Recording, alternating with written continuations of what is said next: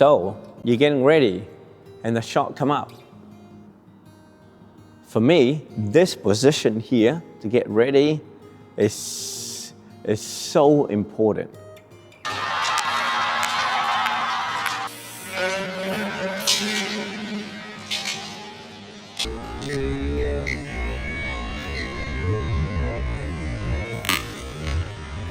And I have made significant changes to my getting ready as well, my kids getting ready in the last month or so since we've been training with the BWF Level 2 coach.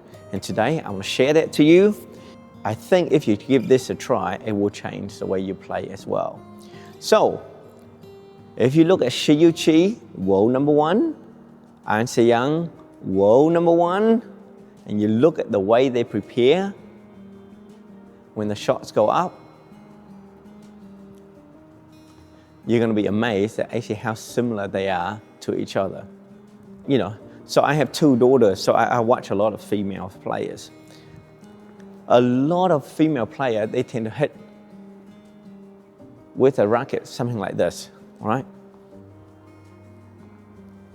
So if you watch like Han Yue, a lot of the Japanese and the Korean double players, and I used to think like this as well. So, you know, I'm trying to train my kids to be like that, and I'm trying to swing like this as well. But what I didn't realize is that when you have your racket pointing up like this when you get ready, when you bring your elbow up, guess where that racket is? So if you don't do anything with your hand, all you're gonna do is bring the elbow up. See how close this racket is to my back? So it's a long way for the racket to go from here up. So now if you watch Shi Yuqi and An Se-young, apparently this is something that the BWF really want to push through their coaching program, is to get ready like this, right? So it's almost like you imagine you're pulling a bow and arrow, and from here, you're just gonna go up. So instead of having your racket like this, then obviously you're gonna bring your racket like this. So it's almost like a 45 degrees angle.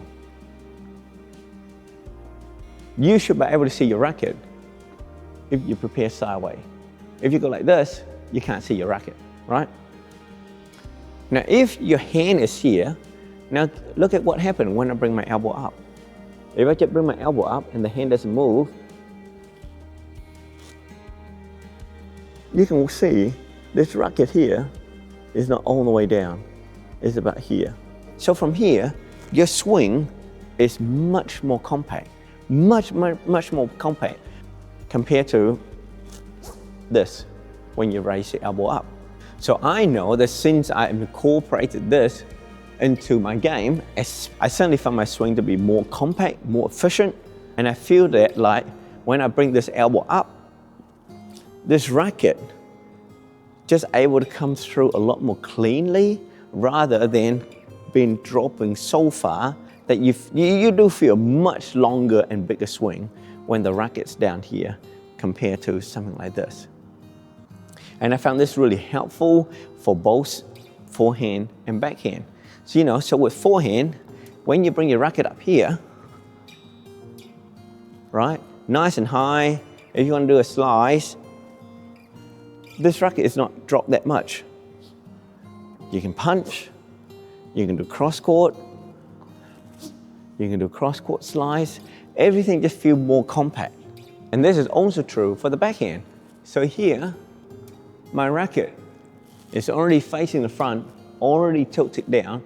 So if I want to hit it down, it's just so much easier rather when the racket's up here like this and hit. I just find that swing is just so big and the timing, it's just not quite as easy to find as when the racket's already up and you're ready to go. This hand position is particularly noticeable when they do the big smash. You know, so Shi Yuqi, when he would jump up, his hand will be like this, right? And he would then bring the elbow up, and this racket, it's just here. And he would then able to just flick it through. And that's actually really beautiful to watch. I used to think it has to be come back here with the racket up, you know, big swing, as big as possible to get the biggest swing through, but it's apparently it's not the case anymore, right? I played with this position last night and I really found the smash is not really any harder, but I found that like my angle was steeper by doing this rather than doing this. And I find that when I play, and when I want to do drop shot, I'm already here and I'm able to just drop a lot quicker rather than out here. I mean, out here probably a bad setup anyway, but yeah.